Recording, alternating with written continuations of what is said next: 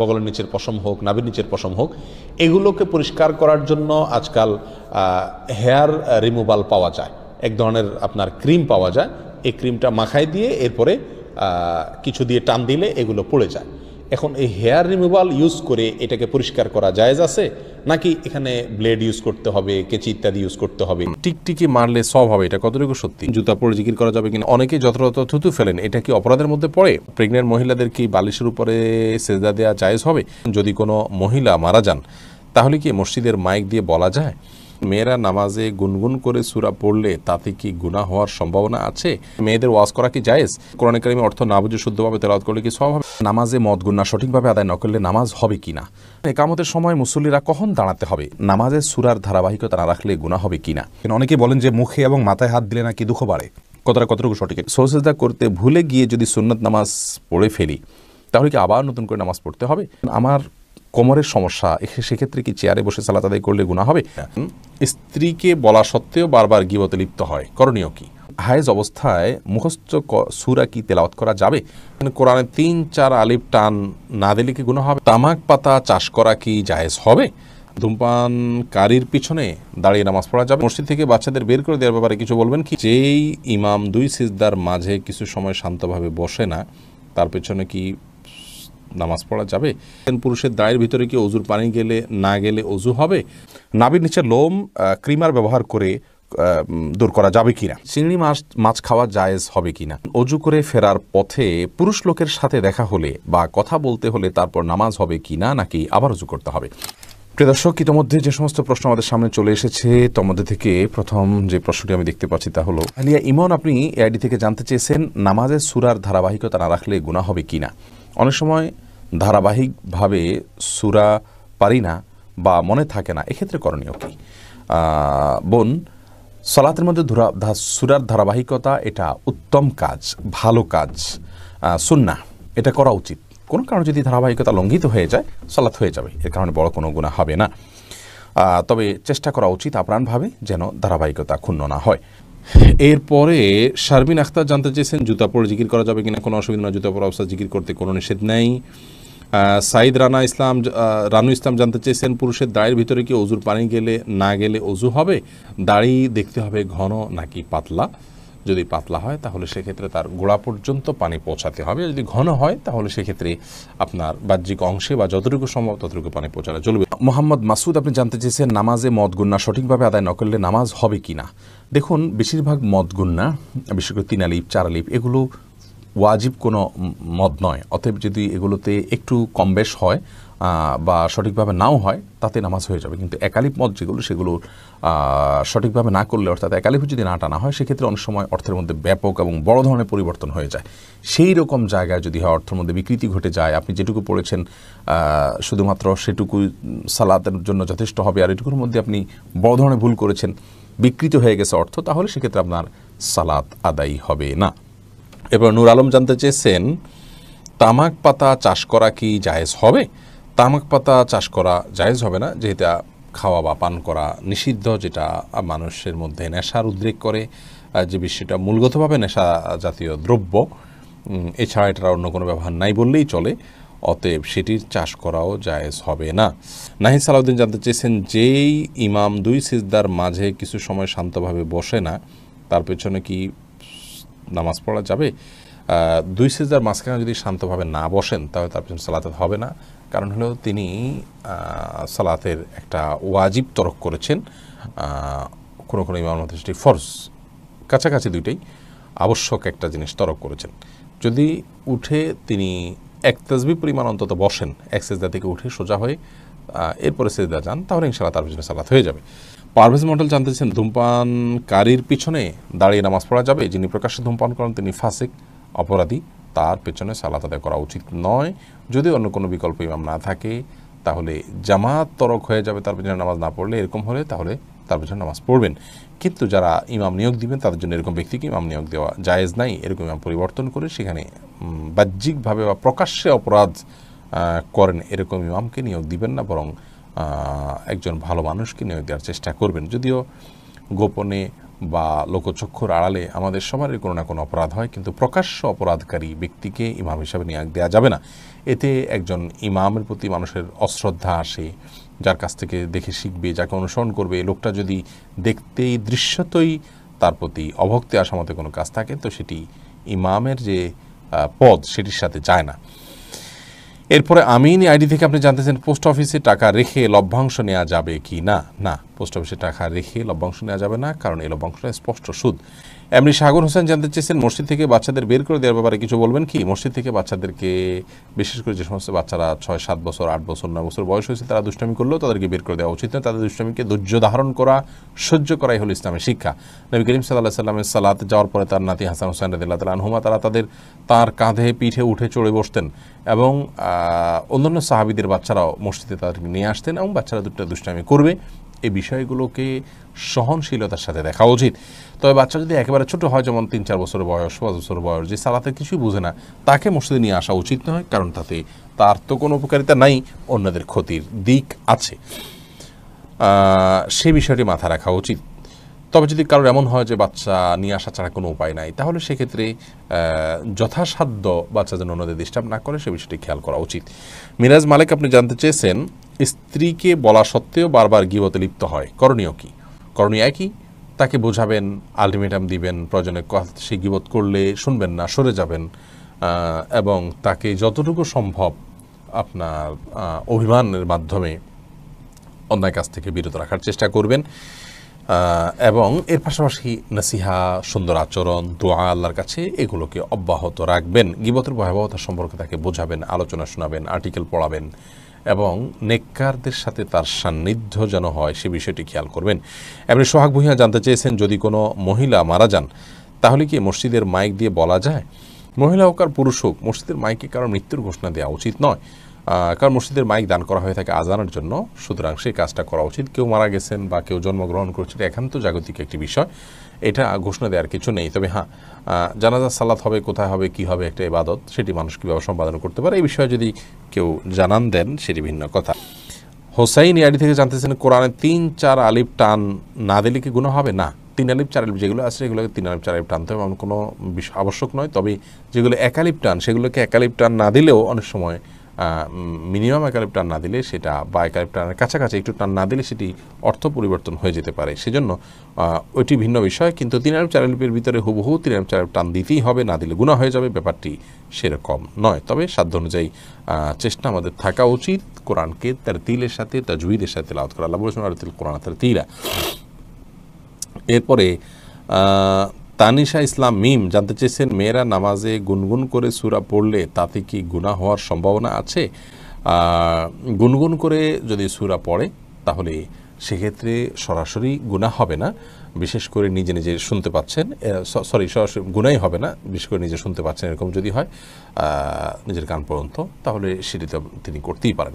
জান্নাতুল ফেরদাউস আপনি জানতে চেয়েছেন মেয়েদের মাথার চুল ছোট করে কাটা জায়েজ আছে কিনা। মেয়েদের মাথার চুল ছোট করা যদি একেবারে অল্প স্বল্প ছোট করা হয় তাহলে তো সবার মতো জায়েজ, কোনো অসুবিধা নেই। আর যদি বেশ খানিকটা ছোট করা হয় তাহলে সেক্ষেত্রে একেবারে পুরুষের মতো যেন দেখা না যায় সে বিষয়টি খেয়াল করতে হবে, এবং কোনো ফাসেক বা কোনো খারাপ মহিলাদের সাথে তাদের স্টাইল যেন ধারণ করার উদ্দেশ্যে ছোট করা না হয় সে বিষয়টি খেয়াল করতে হবে। উম্মুল মুমিনিনদের কেউ কেউ মাথার চুল ছোট করেছেন, প্রয়োজনের প্রেক্ষিতে সেটি করা যেতে পারে।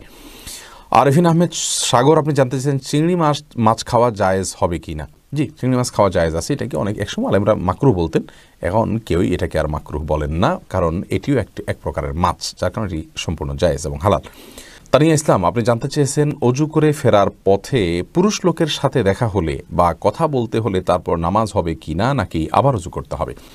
না বোন, কোনো পুরুষ লোকের সাথে অজু করার পর যদি দেখা হয় বা কথা হয় তাতে আপনার অজু ভঙ্গ হবে না। অজু ভঙ্গ হওয়ার সাথে এর কোনো সম্পর্ক নেই। কেউ যদি অজু করার পর কোনো পুরুষের সাথে অন্যায়ভাবে দেখা দেন, হারামভাবে দেখা দেন, হারাম কথা বলেন, তাহলে ঠিক গুনার কারণ হবে, ভিন্ন কথা, কিন্তু এর ফলে অজু ভঙ্গ হবে না। অজু ভঙ্গ হওয়ার সাথে অজু ভঙ্গকারী বিষয়গুলোর সম্পর্ক, যেমন অপবিত্র কোনো কিছু শরীর থেকে বের হলো কিনা, ঘুমালেন কিনা, অজু ভঙ্গের কোনো কারণ পাওয়া গেল কিনা, এর সাথে হলো অজু ভঙ্গের সম্পর্ক।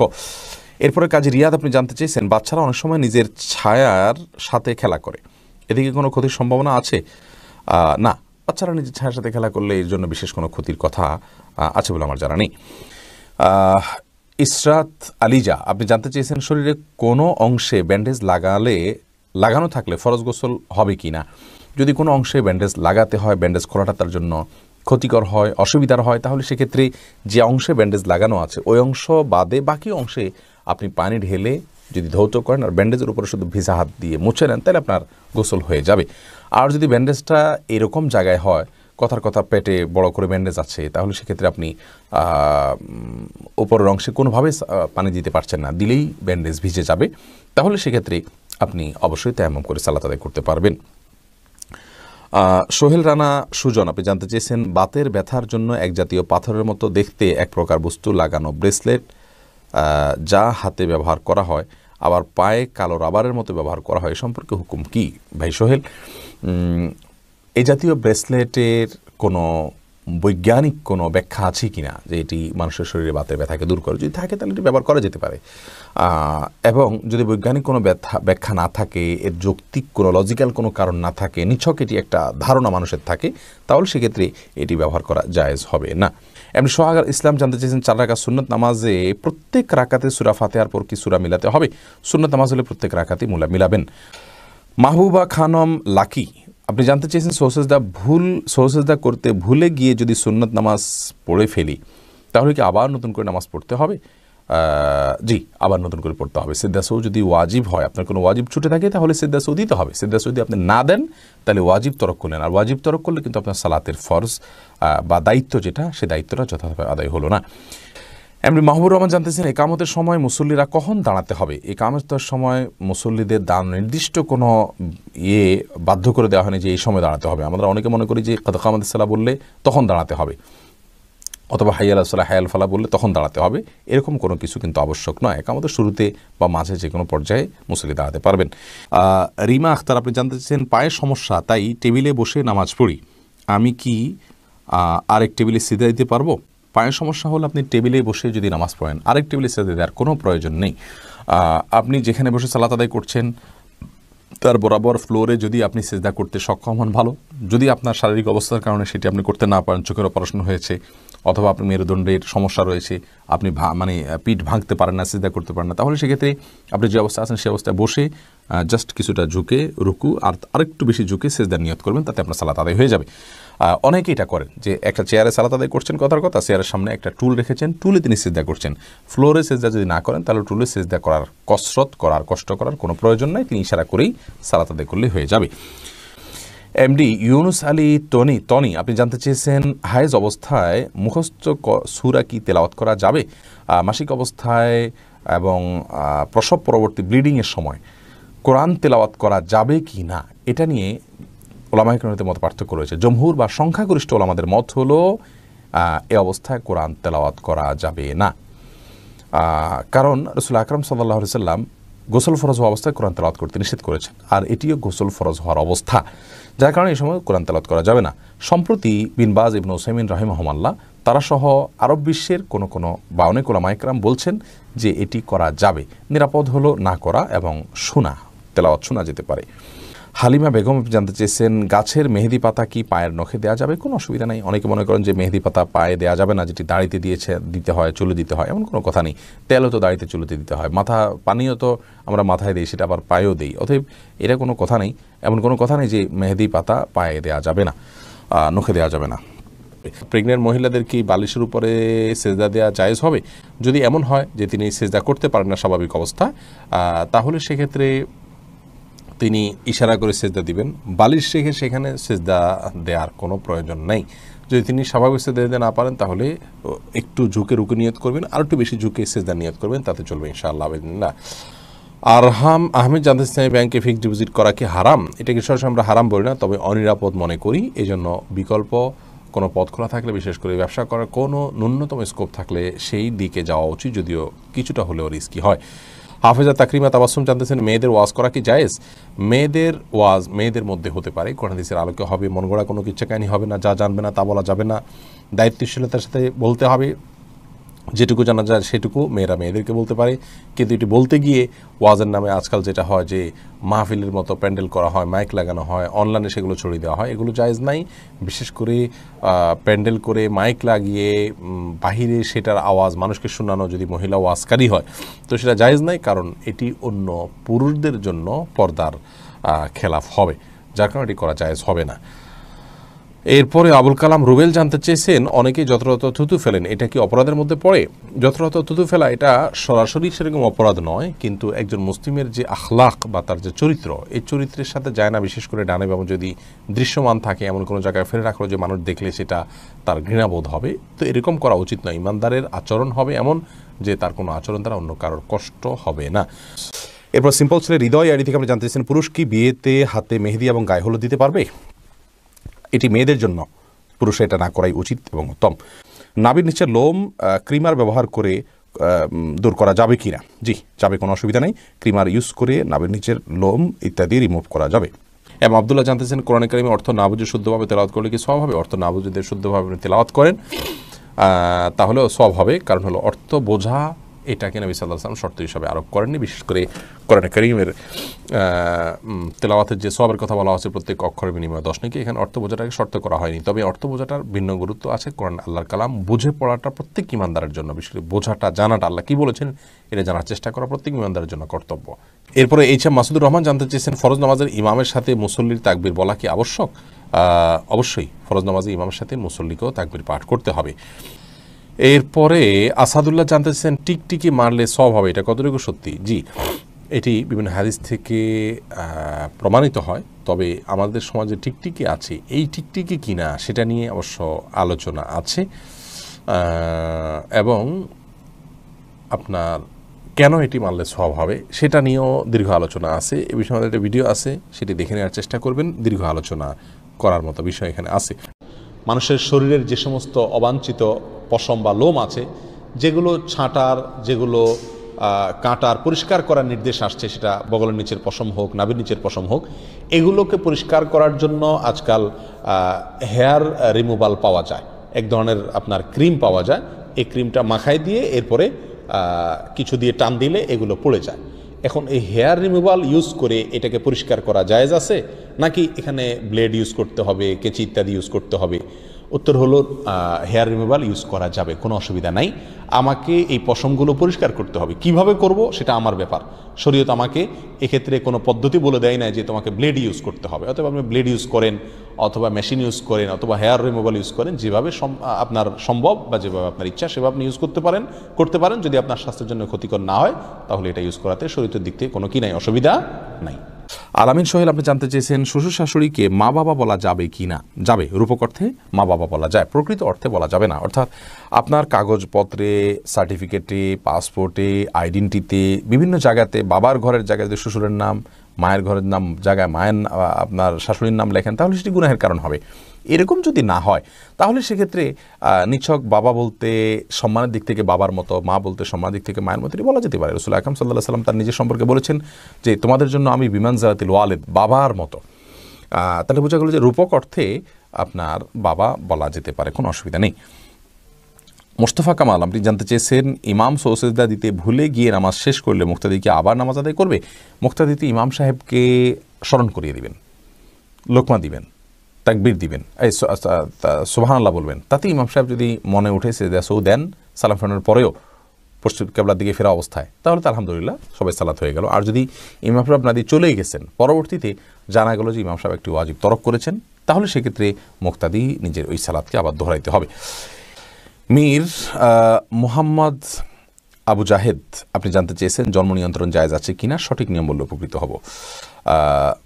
জন্ম নিয়ন্ত্রণ করা ইসলামের শরীয়তের দৃষ্টিকোণ থেকে জায়েজ রয়েছে দুটি শর্ত সাপেক্ষে। প্রথম শর্ত হলো, সন্তান জন্ম নিলে সে কি খাবে বা তাকে আমি কি খাওয়াবো, এই মুহূর্তে আমার উপার্জন নেই, অথবা এই মুহূর্তে তার জন্ম হলে আমি অর্থকষ্টে ভুগবো, এরকম শঙ্কা থেকে জন্ম নিয়ন্ত্রণ করা জায়েজ নাই। কারণ আল্লাহ রাব্বুল আলামিন কোরআনে কারিমে বলেছেন, লা তাকতুলু আওলাদাকুম খাশিয়াতা ইমলাক নাহনু নারযুকুহুম ওয়া ইয়াকুম। তোমরা তোমাদের সন্তানদেরকে কি খাওয়াবে এই চিন্তা থেকে হত্যা করে ফেলো না, কারণ আমি তাদেরকে এবং তোমাদেরকে উভয়কে রিজিক দান করব। অতএব রিজিকের ভয়ে জন্ম নিয়ন্ত্রণ করা জায়েজ নাই। যদি কেউ এই চিন্তা থেকে জন্ম নিয়ন্ত্রণ করে যে আমার স্ত্রীর স্বাস্থ্যগত দিক থেকে তিনি এখন সন্তান জন্ম দেওয়ার জন্য ফিট নন, অথবা ডক্টর নিষেধ করেছেন যে এত বছর পর্যন্ত তার সন্তান ধারণ করা উচিত হবে না, অথবা এমন কোনো জায়গায় আছেন যেখানে আসলে এই মুহূর্তে আরেকটি সন্তান হলে সেটাকে লালন পালন করা কঠিন হবে, বা একটা ছোট সন্তান আছে মায়ের দুধ খাচ্ছেন, আরেকটা সন্তান আসলে মায়ের জন্য লালন পালন করাটা টাফ হয়ে যাবে, সেরকম লোকজন নাই, অর্থাৎ পারিপার্শ্বিক কারণে যদি জন্ম নিয়ন্ত্রণ করা হয় সেটা জায়েজ রয়েছে। দ্বিতীয় শর্ত হলো যে যদি স্থায়ীভাবে না করা হয়, অস্থায়ীভাবে করা হয়, সেই অস্থায়ীটা 2 বছর 4 বছর 6 বছর 10 বছর পর্যন্ত হতে পারে, সমস্যা নেই।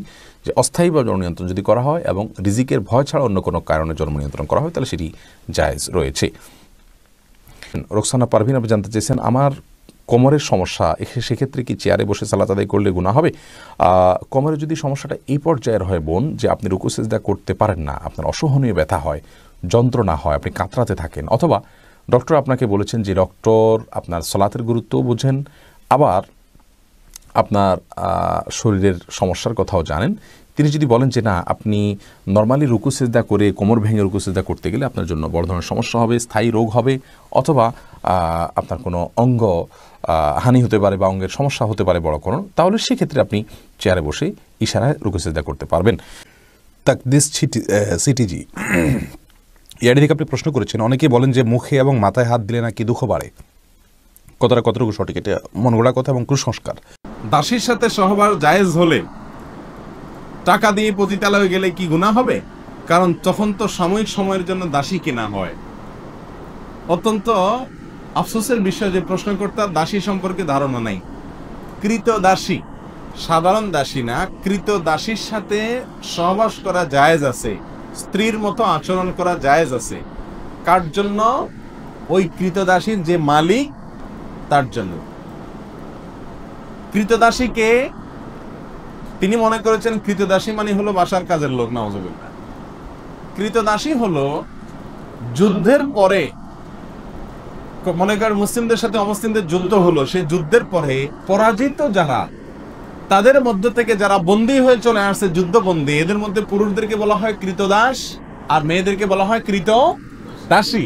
তাহলে যুদ্ধবন্দী হিসাবে গ্রেপ্তার হয়ে কোনো একটা পক্ষের হাতে না আসলে তাকে কৃতদাসী বলা। যদি একটা লোক কাজের লোক হয়, কাজের বুয়া হয়, হ্যাঁ, পুরুষ হোক মহিলা হোক, সে কখনো কৃতদাস কৃতদাসী না। কৃত দাস কৃতদাসী যাকে ক্রয় করা হয়, বিক্রয় করা হয়, এ অপশন আছে। এখন কৃতদাসী যদি যুদ্ধবন্দী হিসাবে আসে, যে ব্যক্তির মালিকানায় আসবে, অর্থাৎ যোদ্ধাদের মধ্যে যে বন্টন করা হবে যুদ্ধলব্ধ সম্পত্তিতে, যার ভাগে পড়বে সে তার মালিক, সে চাইলে তাকে রাখতে পারে, চাইলে তাকে বিক্রিও করে দিতে পারে। এ হলো কৃতদাস দাসী সম্পর্কিত সংক্ষেপে কথা।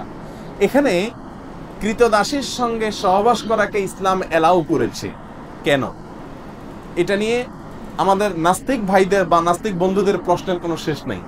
তারা বলে হ্যাঁ, একজন কৃতদাসীর সাথে ইসলাম সহবাস করাকে কিভাবে বৈধ করেছে, কেন বৈধ করেছে? আমি সংক্ষেপে শুধু বলতে চাই, মনে করুন বাংলাদেশের মানুষের সাথে অন্য কোন দেশের মানুষের যুদ্ধ হলো, যুদ্ধে যারা গ্রেপ্তার হয়ে বাংলাদেশের মানুষের কাছে চলে আসলো, তাদেরকে যদি পরাজিত শক্তি যারা, তারা তাদের যুদ্ধবন্দীদেরকে নেওয়ার জন্য কোনো চুক্তিতে আসতে পারলো না, যে কোনো ভাবে নিতে পারলো না, ফেরত নিতে পারলো না, এখন এই লোকগুলা যুদ্ধবন্দী হিসাবে যাদের হাতে আছে তাদের কাছে কিভাবে থাকবে?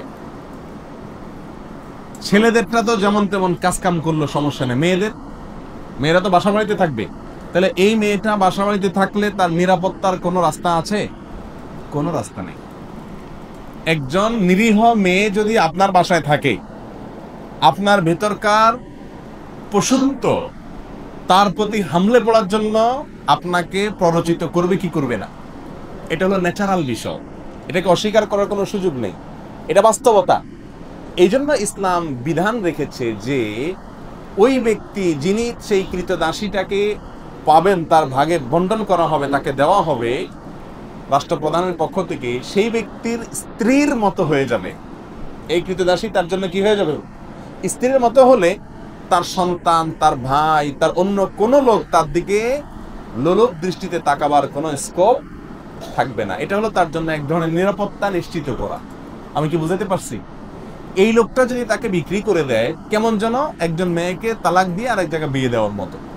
তখন যিনি কিনলেন ওই ব্যক্তি তার জন্য ওই প্রথম ব্যক্তির মতো স্বামীর জায়গায় থাকবে। শুধু তাই নয়, ইসলামী শরিয়ার বিধান হলো এই মহিলা থেকে যদি কোনো বাচ্চা হয় ওই ব্যক্তির, তাহলে সেই বাচ্চা হওয়ার সঙ্গে সঙ্গে এই মহিলা চিরকালের জন্য সাধারণ কৃতদাসীর নাম থেকে বের হয়ে যাবে। অর্থাৎ এই মহিলাকে আর সে চাইলে আপনার কি করতে পারবে না, বিক্রি করতে পারবে না।